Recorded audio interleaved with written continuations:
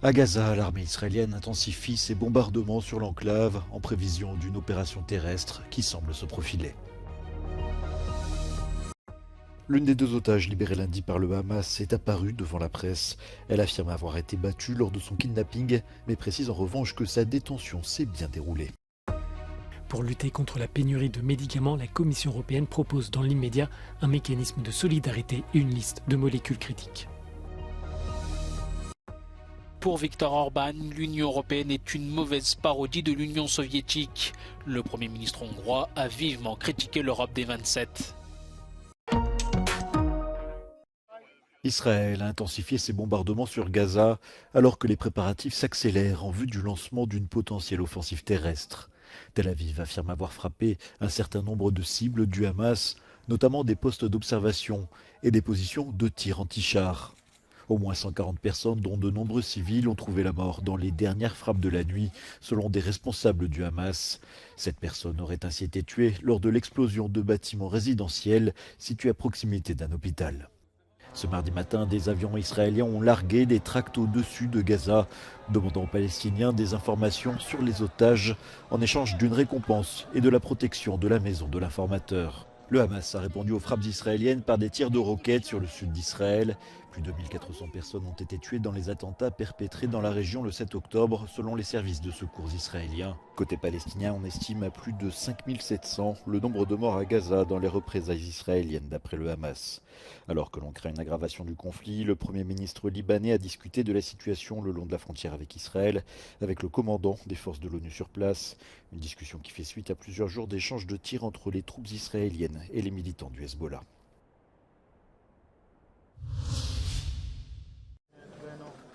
À 85 ans, Yochefed Lifshitz ne pensait peut-être plus revoir un jour Israël.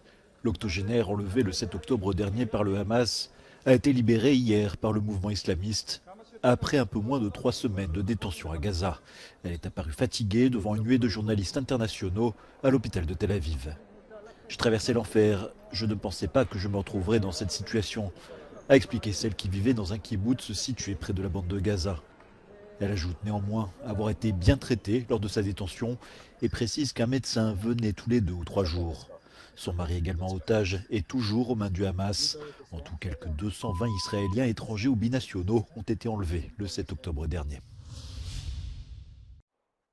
C'est le plus grand centre d'autodéfense israélien.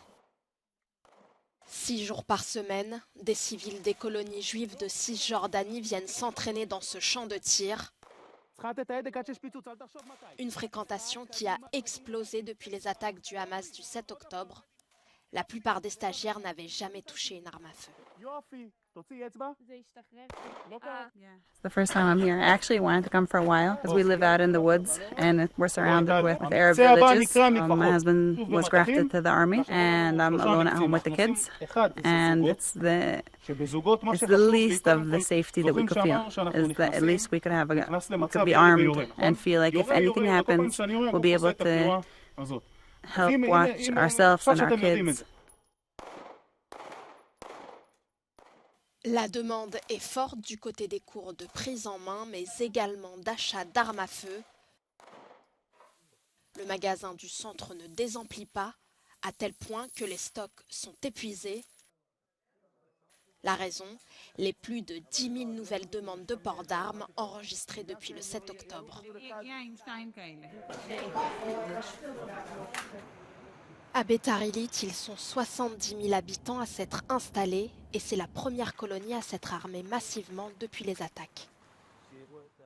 10 000 armes ont été distribuées gratuitement par le ministre de l'Intérieur israélien. Et ici, c'est la municipalité elle-même qui organise des programmes d'autodéfense. I myself got a gun 2 weeks ago, following what happened in the south. And like me, many other Haredi people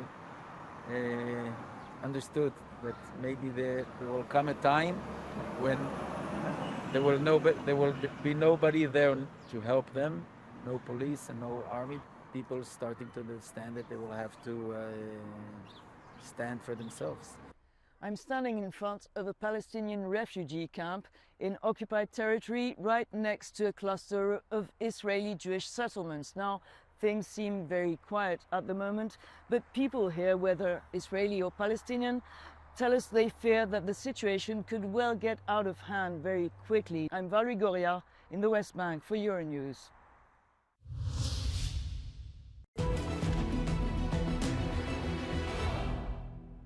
Russia's defense ministry said that Russian forces have foiled several attempts by Ukrainian units to cross the Dnipro River in the southern Kherson region over the past few days. According to the ministry, Ukrainian, quote, sabotage and reconnaissance teams were stopped while trying to cross the river.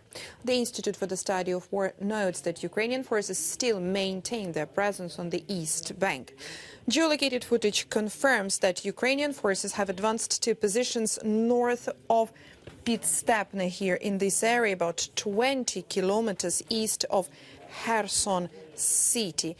Russian sources claim that Ukrainian forces continue to operate on the east bank between Krynki, here it is, and Pitstepne in this area, and warned that Ukrainian troops hope to break through the Pitstepne-Pishanivka line towards Oleshki, here, about 5 kilometers directly southeast of Kherson city.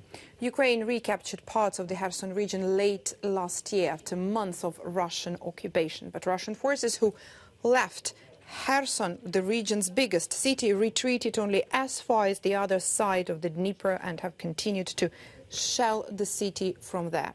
The question is whether Russia has enough reserves to deploy into the contested area here on the east bank. The UK Defence Ministry notes Russia largely continues to rely on specially designated Storm Z units for local offensive operations in Ukraine, which have effectively become penal battalions manned with convicts and regular troops on disciplinary charges. The UK Defence Ministry says the existence of Storm Z units highlights the extreme difficulty Russia has in generating combat infantry capable of conducting effective offensive operations. Le deuxième sommet parlementaire de la plateforme internationale de Crimée s'est ouvert mardi à Prague, en République tchèque. Fondée en août 2021 à l'initiative de Kiev, la plateforme a pour objectif de favoriser la coopération et la coordination parlementaire au sujet de l'occupation de la Crimée par la Russie. Cette année, 32 présidents et 19 vice-présidents de parlement à travers le monde, dont la présidente de l'Assemblée nationale Yael Braun-Pivet, participent au sommet. Le président ukrainien Volodymyr Zelensky devrait s'exprimer par visioconférence. En plus des discours des représentants parlementaires, de nombreux experts présenteront leurs dernières analyses concernant la situation dans la région. Le deuxième sommet devrait se conclure avec l'adoption d'une déclaration commune. Annexée par la Russie en 2014, la Crimée reste l'une des principales priorités de Kiev, qui a pour objectif de récupérer ce territoire stratégique en mer Noire. Pour Viktor Orban, l'Union européenne est une mauvaise parodie de l'Union soviétique. À l'occasion du 67e anniversaire du soulèvement anti-soviétique, le Premier ministre hongrois a vivement critiqué l'UE. Devant des centaines de partisans, il a comparé l'adhésion de la Hongrie à l'Union européenne à plus de 4 décennies d'occupation soviétique de son pays. Úgy kellett táncolnunk, ahogy Moszkva fütyült. Ha Brüsszel fütyül is, mi úgy táncolunk, ahogy mi akarunk, s ha nem akarunk, akkor nem táncolunk. Régulièrement accusé de dérive autoritaire, Viktor Orban a de nombreux contentieux avec Bruxelles, de la migration aux droits des personnes LGBT+, en passant par l'indépendance de la justice. L'année dernière, Bruxelles a décidé de geler le versement de milliards d'euros de fonds destinés à Budapest, s'inquiétant de la corruption en Hongrie. L'hiver approche et les pharmacies européennes sont, cette année encore, confrontées à des pénuries de médicaments. Quotidiennement, les officines doivent remuer ciel et terre pour trouver une solution pour les patients. Tous les jours, on est obligé de faire des recherches pour essayer d'assurer le suivi des traitements des patients. On essaie quand même de trouver des alternatives quand il y en a, on essaie de se dépanner entre collègues si c'est possible, et vraiment dans les cas les plus compliqués, ben oui, là on doit dire non, on doit renvoyer vers le médecin pour qu'il change éventuellement le traitement si c'est nécessaire. L'Agence nationale française de sécurité du médicament et des produits de santé a recensé l'année dernière plus de 3700 déclarations de rupture ou de risque de rupture de stock. Pressée par les États membres, la Commission européenne a présenté mardi une série de mesures pour éviter toute pénurie. Elle propose le lancement immédiatement d'un mécanisme européen de solidarité volontaire en matière de médicaments. For this winter, we're immediately setting up a new voluntary solidarity mechanism. This will enable any member state facing shortages to seek support from other member states who may be able to share medicines if they have a sufficient supply. La Commission compte aussi établir d'ici la fin de l'année une liste de médicaments critiques. Ce document est jugé important par les organisations de défense des consommateurs. It will be a useful tool because it will it should include also medicines that meet priority healthcare needs, and it will facilitate that then the authorities can focus a bit more on these medicines, can analyze the supply chain, can identify vulnerabilities, can introduce measures to tackle those vulnerabilities, and also the idea is to have a bit more cooperation and reinforce cooperation on these critical medicines, and all these are measures that we value positively. À plus long terme, la Commission propose de diversifier ses chaînes mondiales d'approvisionnement. Cela passera par des partenariats internationaux avec des pays tiers. Enfin, l'institution veut renforcer les capacités de production dans la fabrication de médicaments et de principes actifs critiques, mais elle se garde bien de parler pour autant de réindustrialisation du secteur sur le continent.